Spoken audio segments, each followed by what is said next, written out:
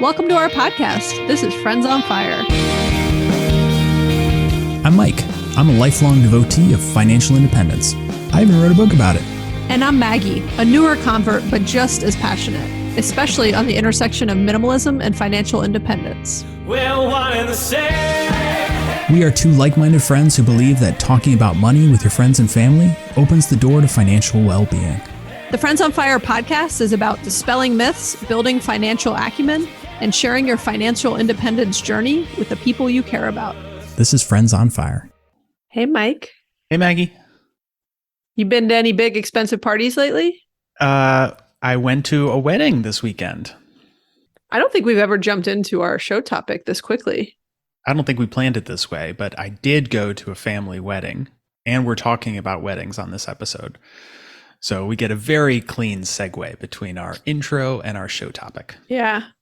I'll start off, Mike, by saying, you know, we're calling this episode Big Expensive Parties, like halfway in jest. You know, we respect and understand that what we're talking about here today, which is weddings, bat mitzvahs, bar mitzvahs, they're founded in like religious traditions and there's a lot of history and spiritual respect in history. And I don't even know the right way to refer to that. But let's be honest, a lot of these traditions have turned into big expensive parties, which we'll get into, and are the expensive, ornate, you know, over the top part of it is not part of how it was founded and the initial tradition that it was started in. So I just want to note that. But you just went to a big expensive party. It wasn't that big. It wasn't that expensive, Okay. but it was in Germany. So Yeah. my brother-in-law got married, and Britta and I flew over for the weekend. Hey, can we Road trip. clarify real quick? You're Yeah. not just your brother-in-law, but that's actually Britta's twin that got married, or no? No, her older Oh, brother. her other brother. Okay, got Mhm. it. Okay. So not as special, right? As the one. I'm just joking. Yeah, he listens to the show. Oh, okay. You better not Wait, is tell he him the that. one that got my shirt for me? Yeah, of course. Oh, I thought it was her twin that did that. I get them. I didn't know. So many brothers, Yeah. you know. He does you a Okay. favor, and now you insult him. No, I know. I should have sent him a present. So this was an unusual trip because we flew to Europe for a weekend. How long it were was you strange. like on the ground, like feet on the ground in Germany? We arrived Friday morning. Our plane landed Friday morning. Okay. And we left Monday morning. Okay, so you had 72 hours, Yeah. 3 days. Okay, Yeah. that is quick for like jet lag and just It was, adjusting yeah. to. But on the plus side, I was able to stay up until 2 a.m. at this wedding. That's only because awesome. I was 6 hours behind. Yeah, I like it. And I was still tired at the end of it. I like it. You probably had to like come home and sleep for days to make up for all that. Oh yeah, definitely. I'm still tired. Okay, so how was it? Was it like you said it wasn't necessarily big or expensive? Yeah, there was 65 people. Okay. And it wasn't, weddings in Europe generally, Germany at least, are not like American weddings or what we think of as American weddings. So it was like very nice and very tasteful, but I don't think very expensive at all. Like my wedding, I got married in Germany Yeah. a long time ago. Do you know who paid for it? I don't know. However, I don't think it was so expensive that everybody wasn't clamoring to pay for it because they wanted to share in that experience. Yeah. So I think my brother-in-law and his now wife, I bet they paid How for old some is of he? it. He's like 40. a grown up. Okay. I was saying grown up. He's not like in his Yeah, he's early not a 20s. child. Yeah, So yeah. he has money. I bet he wanted to pay for it. I bet the parents wanted to pay for it. I think this was it was not like a $100,000 thing Yeah, where yeah. everybody's like, shit, who's going to cover this? Well, it's funny that's why I was asking how old he is, because we'll get into this, but the age matters, right? Like, Mhm. and there's a big, there's a growing trend of people getting married older in life. Yeah. And the older you are, the more established you are. You have your own job, you have money. You're not like, you're not necessarily needing of someone else to pay for your wedding, Right. which plays into many of the financial aspects of these. So we're going to dig into a ton of things related to this. But Mike, you just mentioned you also got married in Germany. So tell me about that, because I think before we get into these, let's talk about our own things. So again, we're going to focus on the biggest, most expensive parties that we know of, which are weddings and bar/bat mitzvahs. And you, interestingly, Mike, we don't talk about it a lot because we don't really even talk about religion a lot on here, but you grew up Jewish. Your Mhm. mom's Jewish. Yeah, Your dad's not. You grew up Jewish, so you had a bar mitzvah. that's right. And so you've had a bar mitzvah and a wedding. And Yes. before we get into all of our thoughts and advice, like how did you personally handle this, especially coming from like, a fire family and a pretty, frugal, like thoughtful in how you guys, spent your money family? Well, let's start with the bar mitzvah. I called my mom this morning to ask her how much she paid for this because I was of course a child Yes. when this happened and not responsible for planning. She said it cost under $1,000. So we had the even back then that was like a good price. That's not a lot. Yeah. We had the ceremony at the temple. I did my bar mitzvah thing, read from the Torah, the whole shebang. And then we came home and had a catered reception at our house. At your house, which is a huge, I mean, venues are like the most expensive place off or the part of the budget often. So I'm sure you saved a ton having it at your house, and then you can hire whoever you want to cater it, right? There's a lot of affordable catering options. Okay. So as I would have expected, a very, cost conscious bar mitzvah. What about your wedding? The wedding, you would think, was extremely expensive. It looked, you sent me a couple photos the other day. We'll share some pictures on Instagram. It looked like it was in like some sort of old castle or I don't know, something old and fancy and expensive. Yeah, we got married in a 17th century castle in Germany, and it was not very expensive at all. Having someone who's European, I really wanted to take advantage of that, the benefits that come from that continent. And, castles are pretty cool and I've always liked them. So I was really pushing for that. And Britta at the time and her family were like, Mike, this is not how Germans get married. We don't like rent castles. Like, you are such an American. It turns out they love the whole thing. And it was a very memorable experience, but it was not expensive at all, just because the expectation in the industry is not set up that way. So we had a 50-person wedding. We had, I think, maybe like 15, 20 people come over from the US. Let me ask you a quick question. Did you invite a lot more people, but because it was so far away, that was who came? Like, did you? No, we did not. Yeah, we kept it small. Got it. Okay. I was just asking because I know destination weddings are always a little tricky on, like, you can sometimes go big on inviting and just kind of see who wants to make the trip. Yeah. But that's tricky. That's tricky etiquette wise, even. Yeah. So we rented this castle, which I believe was €4,000 for the ceremony and the reception, which would have been like $5,000 at the time. And it was part of this like hotel complex. So there's a hotel on the grounds, which also caters and staffs the reception. And I think we paid another €5,000 for the catering and staffing and, like, the decorations for the tables and the cake and all that sort of stuff. It was all just provided as part of this thing. It's not like there's 100 vendors we had to deal with.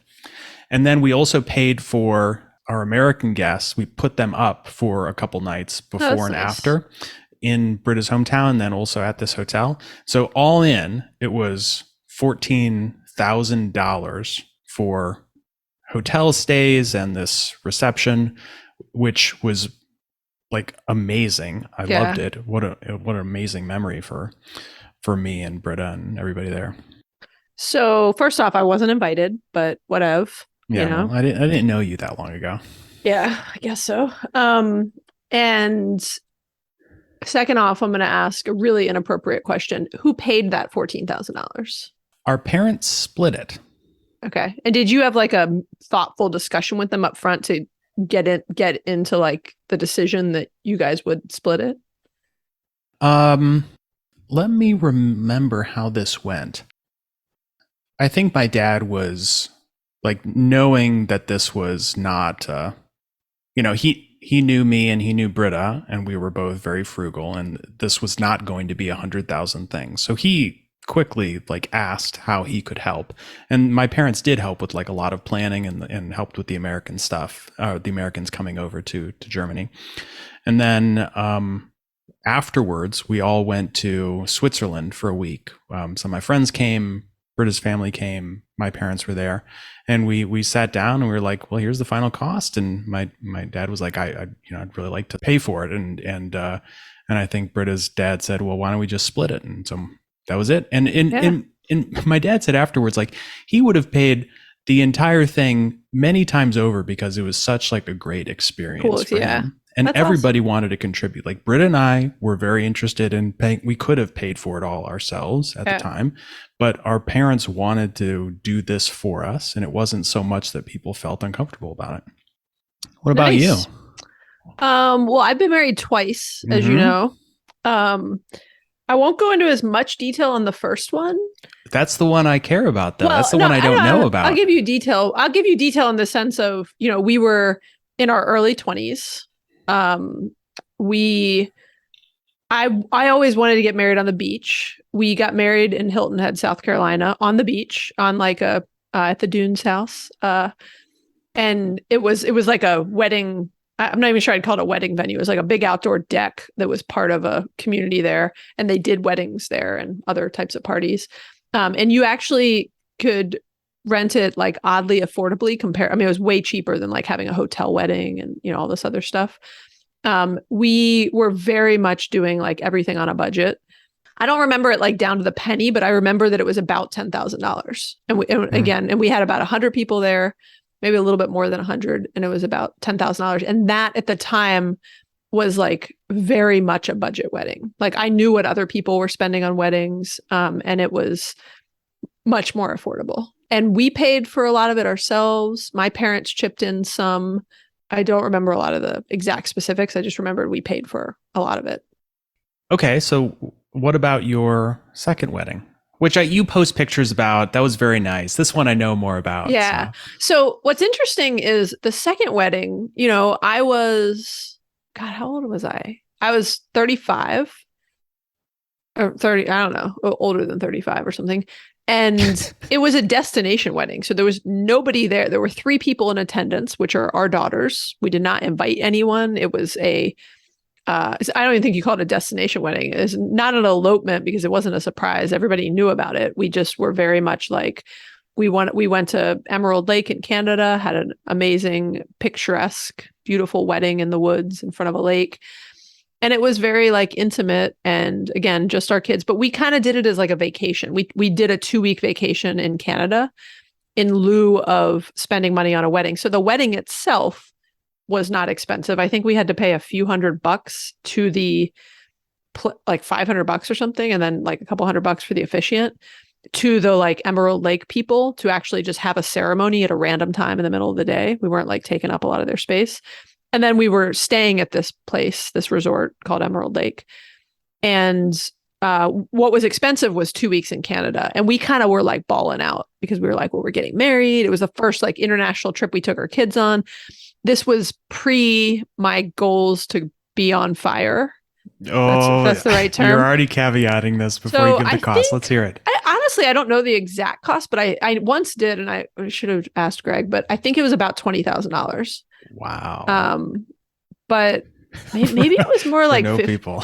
Maybe it was no, to be clear, that wasn't the wedding. That was for a 2-week trip around Canada. I'm just kidding. And we stayed at like a Four Seasons hotel in Jasper, which was amazing. We stayed, Emerald Lake, it was like we stayed in this cabin on the lake. It was $1,000 a night. I remember that. Mm-hmm. And so, I bought a wedding dress. I spent maybe like $500 on a wedding dress, which at the time did not seem like a lot. It was more the trip that was expensive. We like balled out on the trip. Like we stayed in nice places. We were not super cost conscious in any way on that trip. And it was amazing memories. Again, it was like the first international trip we had taken our kids on. It was the first like long trip that we had taken all the kids on. Anyways, so it was a fun experience, but it was, again, a time in my life when I had no trouble spending money and had a lot to spend and didn't have a lot of other kind of goals of what I wanted to do with that money. And I say it was pre-fire, but it was probably like right, it was within a year or so of when Greg and I both started getting like a little bit more thoughtful and conscious about kind of our money and, what we were saving for and all that. Mm-hmm. Okay. All right. Enough backstory about us. Yeah. You don't want to hear about my bar mitzvah? Just kidding. I'm not Jewish. I did have a really, really awesome party when I was 13. I think it cost like $50. Okay. Let's transition to what initially inspired this episode. Okay. So we talk about all sorts of financial topics. We probably would have covered this eventually anyways. We've gotten a number of listener questions on this, but my favorite thing that really inspired my passion on this topic is when we were leaving our jobs. And when, in the past year, about a year ago, we started telling our companies that we were leaving. So it wasn't a surprise. And so everyone, like Greg and I both kind of had this farewell tour of conversations we had to have with people, right? Where we're telling them what we're leaving. And so Greg was in a conversation with a bunch of senior, I think the CEO of the company might've been on, but like senior executives at his company that he worked with he did a lot of like M&A deals. And so he was dealing with a lot of executives, and he told them he was retiring. And like the first thing that one of them said to him was like, well, how are you going to pay for all the weddings for your girls? They knew he had 3 girls. And I was just like, oh my God, like, what a ridiculous question. What a ridiculous reason to continue. First off, and this is why I'll get off on like a whole feminist rant on this of like, we'll get into it in a minute. But I just was so fired up by that comment. I was like, geez, like, again, I'll get into why I was so fired up on it. And then also I recently was talking to a friend in my neighborhood, and she was talking about her son, who is Jewish, and well, they're Jewish. And so her son is also Jewish. And they were talking about his bar mitzvah, and they were talking about one they just came from, and they knew the people well. And so they were like, it's $40,000. And they were just kind of like, this is really expensive. Like, we don't have so that kind of money. And I was telling them, like, I was like, you don't have to have that kind of money to have a really cool bar or bat mitzvah. I was like, we were actually at the pool, and my daughter recently has, in the last couple of years, has been to a couple of bat mitzvahs for a couple of her friends. And ironically, like a couple of them were actually hosted at our pool's clubhouse. It's a pretty nice clubhouse. You can rent it for just a couple $100, and then you can like bring in whatever catering and alcohol and whatever. And they were like really cool, awesome parties. She had the best, most amazing time. And there was like all these just neat, like photo booths and just giveaways and all this stuff. And when you do it there, I guarantee you it's not $40,000. You could do one there for $5,000. And it was an amazing party. And as a attendee, it was like the best thing she'd ever been to in her life. Cause it was just this, like, compared to other parties, it's like this over the top party. And so anyways, I've been in multiple discussions with people. And then we recently had a listener question come in. And I thought this was just great. So I'm just going to read it. My wife and I have 2 little girls. We're on the same page in almost all things finance, except weddings. My wife and I had a blowout wedding, and while I enjoyed it, I would have gladly taken her father's offer of a large sum of money to pay our down payment on our first home. She wants our girls to have a blowout wedding, and I just cannot stomach the idea of spending $50 to $70K per kid. Don't get me wrong, a good party would be nice. We have a lot of years left to make this decision, but other listeners may be in a different spot. And so they were kind of just asking, like, what should we do? Right. Mm-hmm. And we're going to get into our thoughts on this topic. That is what this episode is all about. And so I think before we get into our recommendations and our thoughts and kind of how we approach this, I think it's worth getting into a little bit of like some stats and history on what people typically Maggie spend stats. Hit me with it. This is research based. I've been doing research in my retirement. I got a little time to Google some stuff. So the average cost there's like 50 sources for all these things. So you could find sources that have different average costs. And even when I was researching, there were a ton of different ones, but there was one quoted on Motley Fool, which I know you and I both like the Motley Fool, so I'm going to trust them. The average cost of a wedding in 2021 was $27,000. That's a lot. And that actually is low. Remember, averages. That means there's people who spent, $5,000 and there's people who spent $100,000, right? Yeah. And average family income in the US is like $40,000. Yeah. So this is really high. That's high. It's very high. There was all the data shows a funny dip in 2021 because everyone had to cancel their weddings that year. So the data is accurate. And then the average cost of this is funny. I can never find like one number, but there were a lot of ranges for the average cost of a bar or bat mitzvah. Is between like 40 to 70K, which is also really high for a 13-year-old, a 12 or a 13-year-old. That's crazy. And so that's where we're at in terms of like what people are typically spending. So these are big events. These are like in line with a year of college or longer than a year, depending on, where you end up going to college. What to me is more fascinating is the etiquette and the history of these things. So what got me so fired up, and it got Greg fired up also, was when his coworker made that comment about, how are you going to pay for all the weddings of your daughters, knowing that, he had 3 daughters, is, the etiquette of girls or women's parents paying for a wedding. You know where that came from, right, Mike? Or do you? Probably related to dowry. Yeah. Right? So hundreds and hundreds of years ago, women were considered chattel, which is a term that means like possession or property. And the bride's family had to pay off the groom's family in the form of a dowry. It's kind of what people more commonly know as a dowry, to basically to take their daughter off their hands. And I'm oversimplifying it, but it was like the woman did not add as much like value to the marriage. They weren't going to be the ones that made the money, everything else. And they needed someone to, like, they were literally like property of like that a family had to take care of. So they're like, hey, man, if you take care of this woman, I will pay you a dowry and I will like transition her to you. And she's now your problem. I think this is more recent than like hundreds and hundreds of years ago. I think this was like 100 years ago. Well, this still happens in some cultures. So in Western culture, this was hundreds of years ago. But what's interesting too, because I really was like reading up on this I just want to understand more. I don't want to knock things that I don't fully understand and kind of respect the tradition of. I picture you being in like a feminist rage last night, researching this and just being angry. Yeah. So I thought this was interesting. This one breakdown of dowries that traditionally have 3 different purposes. One is to help them get their life started, which I can respect and I understand. I think that's where a lot of people still want to help their kids with their wedding for that reason, or instead will offer to pay for a down payment of a house or whatever. And so I get it. They want to help them get some real estate, because sometimes real estate was involved in the dowry also. Like, here's my daughter and some land and some money for a wedding. So it was one, to help them get their life started. Second, it actually gave them protection against like an abusive marriage or divorce, because at the time, like the tradition was takebacks were a real thing. So if you got divorced and that you were given like land or money, you actually had to give it back. That was like the etiquette. And then the last thing was truly an enticement. So it was a large dowry would make a daughter seem more marriageable, like more marriage material. Like, please take her. She's worth a lot. I give you a big dowry. And it's really sad. Like, yeah, it all seems so ridiculous now. The last point of it is the part that, upsets me, right? Is that I have to pay someone to take my daughter off my hands and pay her in the form of funding their wedding and, other things.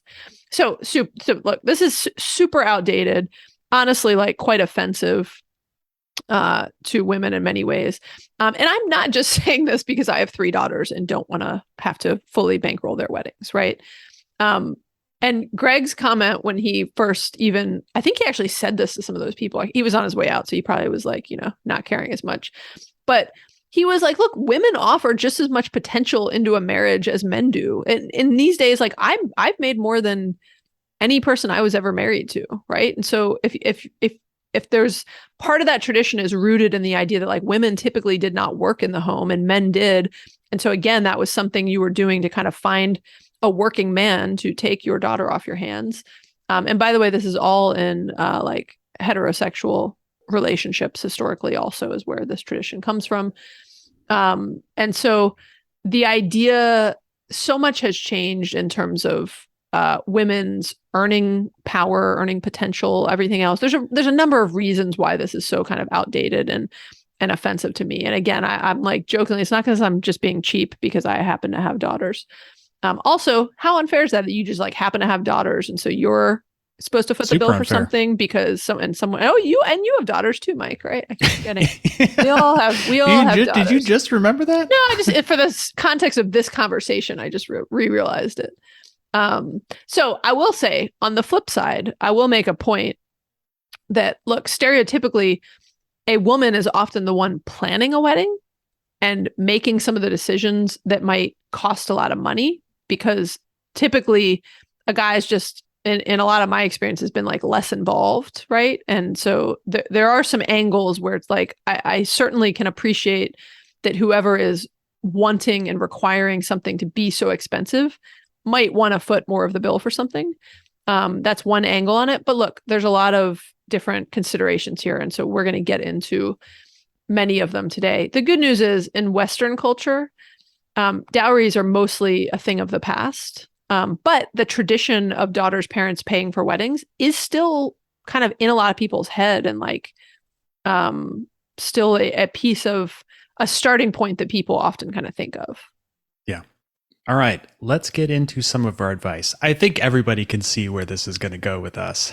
Yeah. If you've been listening. I don't know. I will say, I think we have some like unique angles to add to this, but you're right. It's a lot that's in line with our kind of values and intentions of how we spend money. All right. So let's jump into our first main point and piece of advice. And it's a theme that comes up regularly on this show. Nobody cares. It's your tagline, Mike. Yeah, it's my favorite. tagline. Yeah. Now, I say that sort of kidding because weddings, bar mitzvahs, even birthdays to some degrees, like these big life events, they are important. Like that, like having a memorable experience in big life events is like, it's part of being alive, and you should have something that you feel good about and look back on fondly. But you absolutely need to separate that from what you think you need to do or what you're trying to do to impress other people.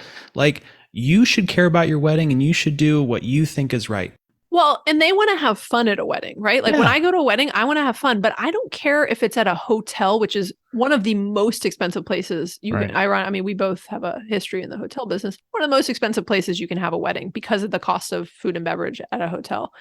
And just the cost of the venue. But like some of the most fun weddings I remember, like my brother's wedding was amazing, and his wife is like so creative, and it was just so cool. But it was hosted at a friend of theirs, like this big farm, basically, right, in a big tent, a barn, and which is a big trend of wedding venues lately. But it was so cool, and it was half the cost, probably a third of or 25% of the cost of what a hotel wedding venue would have cost.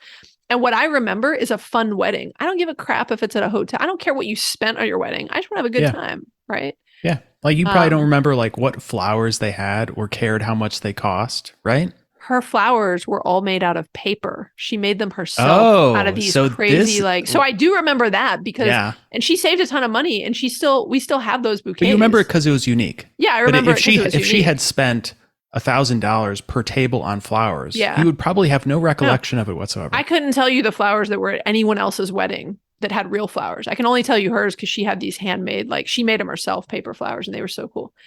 Okay. Number 2, speaking of what we're talking about, there are no rules for these things, right? And even if there were rules, like some of the, historical traditions and things that we're talking about, rules are meant to be broken, right? Even traditions are meant to evolve. Right. And so especially archaic and kind of inflated traditions and rules, which we were talking about with dowries, right? They're meant to put your own touch and spin on them. And we talk about this all the time, but it is personal finance. So in line with the spirit of like, nobody cares, everyone is going to make their own unique decisions and discussions on these. And we were talking about this earlier, like parents may decide to split it like Mike and Britta did. People are getting married at older ages, and so they're paying for weddings themselves.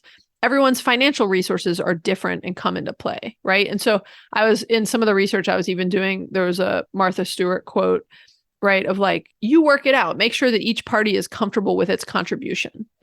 And so there's a lot of different ways to have these discussions, which we'll talk more about, but there's no rules. Just remember that there are no rules. You do what you want. It's your thing. So Maggie, the one rule that comes to mind when I hear you saying this is the engagement ring rule, where you're supposed to spend 3 months of your salary on a ring. Do you know where that rule came from? No, but that's the sort of rule that should be broken. But go ahead. The De Beers Diamond Company came up with that rule as a marketing campaign. I remember hearing that a long time ago. You're right. This is why all of these rules are nonsense. They are created by people who have an economic interest in you spending money with them. They're not for your benefit. You should ignore them. There's a ton of things about like where like the tradition's not even the right word, but like women shaving their legs and like how that started. It started from a razor company that was trying to realize that they could they needed to sell more razors, and there were only so many men's faces out there, but there were a lot more, move on to women's legs, and you've like doubled your market, tripled your market. They got two legs. Um, and they're more square footage than a man's face, Anyways, yes, it is crazy how many quote unquote like traditions are started actually as a successful marketing campaign that turned into people thinking they needed to do things a certain way. So the next point is that you should consider planning your wedding or your bar bat mitzvah or whatever activity as though nobody else would be there other than you and your family, and make that your starting point. Because if you start from like what would be the most impressive or what would people expect me to do, you're already down the path of doing something that's going to be super expensive and really not aligned with your values. Now, Maggie, to your point, it should be fun. Like, you want to go to a wedding, you want to go to a bar mitzvah, it should be an enjoyable experience for other people. And so you do need to put some thought into what will make other people happy, but make sure that at the core of it, it is what you want. Well, when I was having this discussion with someone about a bar mitzvah, and I mentioned that my kid had been to a couple of really cool ones, like at the clubhouse where we were ironically standing at the pool of at the time, the person said back to me, they were like, well, my parents they expect it, and I'm like, cool. Like, that's where I'm like, what do you want? And I'm not like going to like get into this, right? But it's such a personal decision, but it is like, what do you want? Do it for you and for your child and what's important and what makes sense. And on that note, the next point is don't succumb to peer pressure, right? That we talk about this all the time. Keeping up with the Joneses, lifestyle inflation, using this example, just because someone else had a $40,000 bar bat mitzvah, hey, if you can't even afford that, then don't get sucked into well, everyone's expecting me to have this big party and I'm going to be judged if I don't. And if it's a little bit less fancy or if it's not at a hotel or, whatever it is, like I know it takes, I don't even know what the word is of what it takes a lot of like confidence and wherewithal and just confidence in yourself to know that this is your decision, but you don't have to do things because of peer pressure or because that's what everyone else is doing, right? And well, your kid goes to a private school and everybody else is having these big fancy parties, right? Like, that's not the reason to do it. One of the strategies that you can employ, and this is our next point, is that you should explore kind of the original tradition that the event is based on. Because if you go back 50 years, you're gonna escape all of this kind of modern inflation and like $50,000 bar mitzvahs. That didn't happen like 50 years ago.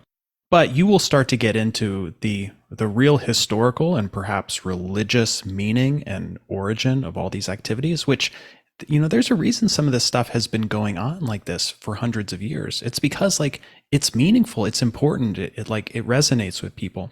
And so, on a previous point, do something that's important to you. If you are struggling with that and you don't really know what you want this activity to be, go back to how it was done 100 years ago or how your grandparents did it, and you might find some really meaningful and memorable ideas for your event. Yeah, and be curious. Like, right, I just Googled the purpose of a wedding. It's to provide the bride and groom an opportunity to make promises to each other. Oh, right? I like that. It's not to, I'm not saying, I'm not knocking a big party. It can be really fun, but like, that is not the actual purpose of a wedding, right? And so, and even when I was doing some research too around bar and bat mitzvahs, there's actually there's no history of a party. That's not how it started, right? That is a more modern take on it. There's actually some places where local Jewish leaders have actually limited the size and elaborateness of mitzvahs because of that very reason. So, for example, in 1730 in Berlin, only 10 men were permitted to attend, and music was banned at one point in mitzvahs in Prague. And those rules were actually created and meant to make sure that it was a smaller celebration than a wedding, which makes sense when you're, younger versus, just these different like life stages. And there was actually someone, I thought this was kind of funny. There was a rabbi in the 1950s who described them as being more bar than mitzvah, which is kind of a funny play on words. I like that. It was sort of, critiquing the over the top mitzvah parties they have turned into over time. And it started with, some more wealthy families, and it was a kind of more, it started kind of in a more Western tradition also. But I think there's just a lot in the point of like going back to the root of the tradition and grounding you in that so that you don't feel it's a way to fight that kind of peer pressure and some other things like Mike was saying. We've touched on this briefly, but as you're planning these things, realize there are alternative ways to do things less expensively, and you can buck the trend, right? So I use that example of my sister-in-law, who is like the craftiest person I know. She made these beautiful, elaborate bouquets out of paper, and That's awesome. it was time intensive, but they were beautiful, and they didn't die. And she had this really, and just this cool thing to like give away to people too. Little things like, you can hire a florist, or you can go buy flowers and like make your own flower arrangements. We talk about hotels. The venue is often one of the most expensive things. Venue, and then catering, and like alcohol, which is called like F&B in the industry for food and beverage. At a hotel, that's how they make their money on these events, right? And so the cost of having any private event at a hotel is incredibly expensive, often cost prohibitive for a lot of people. But there's a ton of other cool venues. You can have it at like a neighborhood clubhouse. You can have it at your house, right? Like you had your when you were 13, Mike, at your house, right? Mm-hmm. You can have them. There's just really cool like warehouse venues. There's just a lot of there's a lot of trends around people having them like on these kind of big open pieces of land and farms, and these cool barns that are lit up really beautifully, or tents even. And so there's so many different ways to have it and save money, if that is your goal and priority. And just don't be afraid to buck the trend and do things differently. Often the different weddings are the ones that you remember. Yeah. And that are not like, I actually think hotel weddings can be like kind of lame and just stuffy, and I don't know. There you go, offending all of our listeners sorry, who had hotel weddings. And I still got a lot of hotel stock. I shouldn't do too much offending of that. So, but before we get into some advice about how to talk about money and how to make decisions about how much to spend, one important point that I think we should cover is that you should not go into debt for this. Not that these aren't important events that we mentioned at the beginning of the show, but if doing what will make you happy will put you in debt, then you should really find a different way of doing it, or wait until you are no longer in that position. But having a party that throws you into debt, it will have such great financial ramifications for you that I think you would find it to be not worth it after 30 years. Yeah, a great example is that Canada trip. Like, I wouldn't have spent that much money on that trip if we didn't have it. Yeah. And we were gonna, go into debt on it. All right, so let's talk about how you discuss this, Maggie. Yeah. So this is a tough topic, right? Like our whole thing of having this podcast is trying to normalize the idea of talking about money with your friends and family, and that we want to normalize it. And there's actually a lot of benefit that comes from having these open financial discussions. But look, you're merging two families. So you're not just having discussions with like your spouse. It's someone that you're still somewhat, in the grand scheme of things, early on in a relationship with, right? You've not even married this person yet. So it's the beginning of your relationship in many ways. You're involving another family, and figuring out who's going to pay for all this stuff, particularly a wedding, because when you're a kid and it's for a mitzvah, it's your parents are paying for it. Though I would love to find a scenario where we've got some 13-year-old who's like saved up because he wants to have a really, really some badass crypto party. boss who pays for his own $1 million bar mitzvah. I'm sure there's some like social media influencers who funded their own bar mitzvah. Okay, so anyways, you likely with like a wedding, it's going to involve conversations with your soon-to-be spouse and their families, and these can be like some tough and awkward discussions. So I did a little research, and I recently got turned on to the Emily Post Institute podcast, which is like the grandkids of Emily Post, because they did a whole thing on fire that I posted. They did a whole little segment on fire and what to tell people if you're retired. But some quotes from their site. What we suggest is that brides and grooms sit down and have a very open and candid conversation with both sets of their parents, or whoever they think would be open to helping out, or has said that they want to. So it could be that you have like a family member that wants to help out. Sometimes the conversation is about the traditional financial divisions, and their parents might say, hey, we're happy for you. We love you, but you're on your own. This does happen. Dividing wedding costs can cause scary conversations, but every couple needs to have them, where they're talking about dividing wedding costs between themselves or just amongst their families. And so on how to start the discussion, they literally give a little bit of like a script, if you will, where they say like, we just wanted to check in and see if the wedding budget is something that you feel you can contribute to, or if this is something that you don't think you can or even want to contribute to. Right? You got to start off that discussion some way. So it might be awkward or scary, but basically what we're saying is just start the discussion, have an open discussion. And I think a lot of it depends on like where you're at in your life, right? If you're in your early 20s is a lot different than if you're like more established and in your 30s or 40s and you've had, a career for 10 plus years and you have a lot of your own money at that point. But the idea is you're going to need to have a discussion to figure out what makes sense and how you end up paying for that.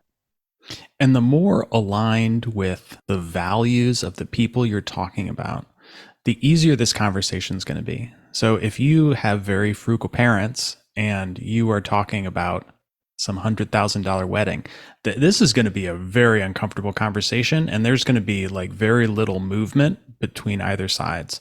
But if you are starting these discussions early and what you are talking about aligns with the values of the family and everybody involved, I think you're going to find these conversations to be a lot easier than you might otherwise think.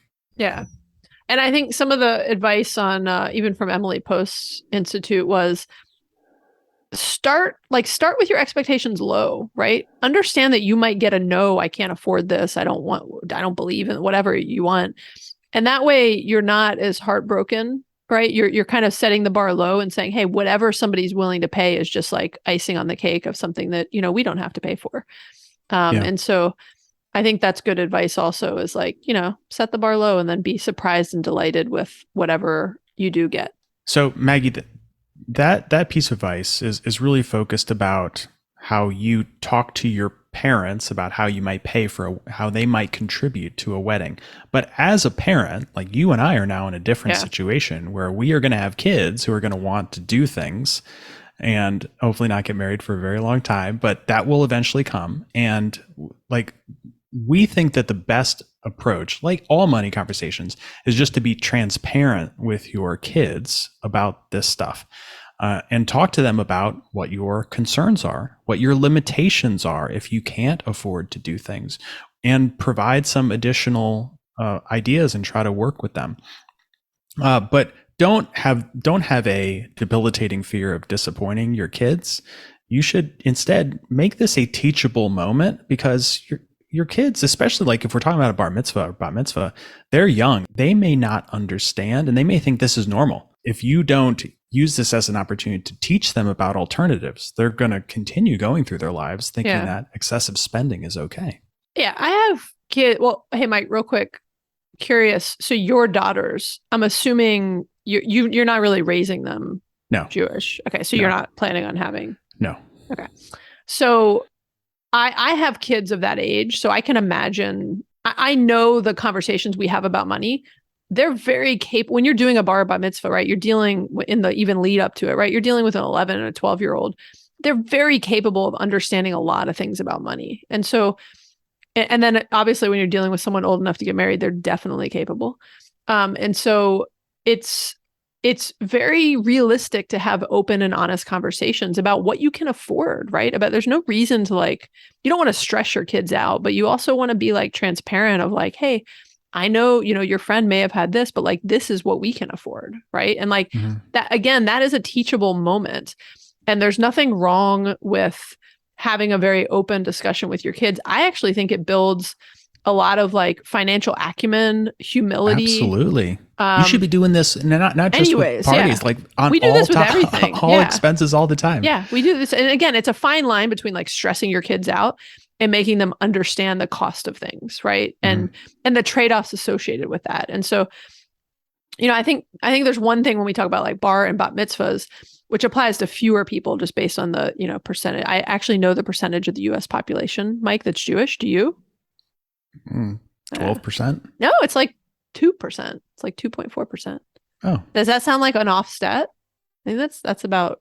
No, I guess that was in the US. That's right. Yeah, it's actually pretty small in terms of who this would apply to. But so weddings, though, much higher percentage of people get married. And so weddings is one where like you can have some trade-off discussions with your kids, right? And I know a lot of people who have said like, hey, I'm going to give you this much money. You can use it for a wedding or a house down payment, right? I know multiple people who have positioned it that way.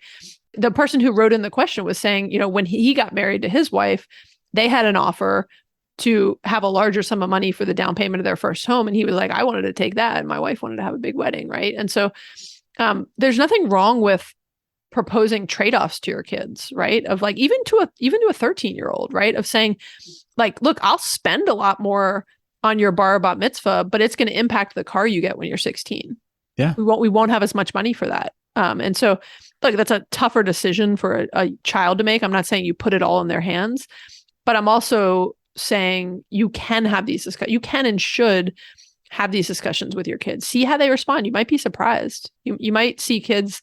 You know, I'm surprised all the time by the financial discussions I have with my kids and the trade-offs they're even willing to make at a young age. So Maggie, let's talk about how you and I are planning on having the wedding cost conversation with our kids. Yeah. So mine is like similar to how I feel about college and cars and a bunch of things. But like, to me, it depends on my financial situation at the time. Right. So it's a combo of that, how my kids are, and what we collectively decide makes sense at the time. So I can't predict it all now. Right. To me, I want, you know, my kids to have like a respect and appreciation for money. And if I see them handling it responsibly and I have the money to give and I know that they're going to, I just think there's so many factors. It's hard to say. So like if my child is marrying somebody who's got a really, really wealthy family and they're willing to kick in a lot, I'm like, I'm not going to feel as much pressure. I'm still willing to kick in if I have it. Again, I'm not willing to go into debt over this stuff. And my decision will be, I say a game time decision, but it won't be like, you know, last minute like that. But it'll be a game time decision based on the players on the field. I was trying to make a sports analogy. This isn't going to end well. It's going to like halfway trickle off into some other reference. But it is going to matter a lot on just the situations, right? The details at the time of what's happening. So to summarize, your answer is TBD. My answer is it depends. And there's a lot of factors. Yeah. I could play out the 20 scenarios and let you know I know exactly what my decision will be in each scenario, but all right. What about you? My plan, first, I am relying on a lifetime of a certain type of parenting to influence how my kids are going to approach these situations when they're older. And I look back on my own childhood and the way like we travel with our kids, the way we do gifts with our kids, the way we talk about expenses and pay for activities with our kids over the next 10 or 15 years is going to continue to have an impact on them, where I am confident that they are going to have much more modest desires when it comes to a wedding, for instance. And I think they're going to end up being pretty frugal, confident in that. Regardless of what happens with that, I'm going to work with them and propose a modest payment or a dowry. What are you talking about? No. Sorry, not a payment. A modest amount to cover. I'm going to focus on a wedding because this one's like this one will come up, and I think it's the most clear example. And so I will, at the time, like I will know what my kids are interested in, and I will make some recommendations, and I will do some research, and I will say, listen, I think you could have a fantastic wedding for $10,000 or $15,000. Here are some examples. Here's why I think it would be great for you. I'm willing to fund that for you. Are you going to be like, here's a Pinterest board I've been or creating? Whatever is around in 15 years. And so I'm going to give you $15,000. If you want to spend more than that on something, then you can certainly go do that with your own money. And if you want to spend less, you can have the difference. But I'm going to be here and I'm going to work with you and help you as much as possible to make this a fantastic event. Yeah. I agree. I like that approach where, and that's why I say like, I can't predict that approach because I think a lot of this depends on like how responsible your children turn out, how, Mhm. like things can go a lot of different directions and, Right. through over the years. And so, yeah, if my kids are the way I was when I was, getting married, yeah, I like the idea of like, here's a reasonable sum of money that I can contribute. You use it for whatever you want, right? Put it towards a house down payment, put it towards but like, good luck in life. Mhm. Get out of my house. Just kidding. And I actually hope my kids get married a little later in life too. Like I think I got married way too young, and I'm definitely a proponent of like there's no reason for people to be getting married in their early 20s. I'm not knocking it. It worked for some people. But it's just not necessary, right? Take your time. Yeah. Anyways. This was fun, Maggie. I enjoyed this Yeah. episode. Yeah. We're gonna do an episode on prenup soon, Mike. So that'll be a Mhm. good follow on to keep your ears out. I was gonna say keep your eyes out. Keep your eyes and ears out for that episode soon. Because that will hopefully be a equally fun and interesting discussion on a related topic of, before you have that big wedding, consider a prenup. Okay, should we do our top 3 takeaways? All right, let's do it. Okay, number 1. Everyone's approach can and should be different based on your situation and values. Be intentional with what you decide to do with these big life events. Number 2, don't succumb to peer pressure for weddings, bar mitzvahs, for anything when it comes to spending money. Yeah, because nobody cares, right, Mike? Right, nobody cares. Number 3, except maybe your kids. So number 3, talk to your kids about this stuff. It is okay for them to understand these things earlier in life and have these, open and frank discussions regarding money and what stuff costs. All right, Maggie, I look forward to, in 15 years, when our first kid gets married, revisiting how this goes for us in real life and seeing if our plans work out. Well, I was thinking, will we still be doing this show in 15 years when our kids are getting married? Probably not, but I hope we're still friends. I was gonna, oh, that's nice. I was thinking more like maybe, you never know, we might still be doing this show, I could see it. I could see it having a long 1000. run. Yeah, I'm gonna have to change up my number sequencing by then. And I was about to do an impersonation of my like old lady voice, and then I was like, well, You're I'll not gonna only be that like old in 55. 15 years. Yeah. Okay, and I can't do math. Would I be 57? Gosh, I wish I could fast forward. I'm just so curious what life will be like in like 20 years. My kid, just everything, Or will I have run out of money? Will I, just all these things? Will I have gone back to work? Like, what will happen? Boy, that's a rabbit hole I don't want to get down on the end of this show. Okay, well, thanks for listening. If you have been challenged or inspired by what you've heard, please rate and review the show. You can always subscribe to make sure that you never miss an episode. If you have any thoughts or questions, we'd love to hear from you. Just like the question that kicked off this episode about wedding costs. Exactly. And you can leave us a voicemail or text us at 404-981-3370 or hit us up on Instagram. I was also going to add, if you want to give Mike a very, very, very belated bar mitzvah gift, you can go leave him a review for the podcast on Apple Podcasts, a written review. It really helps us. And, if you have something positive to share, leave us a review. If you don't even have to waste your time. That's great. And on that note, thanks, Mike. I'll see you later. Bye. All right. Bye.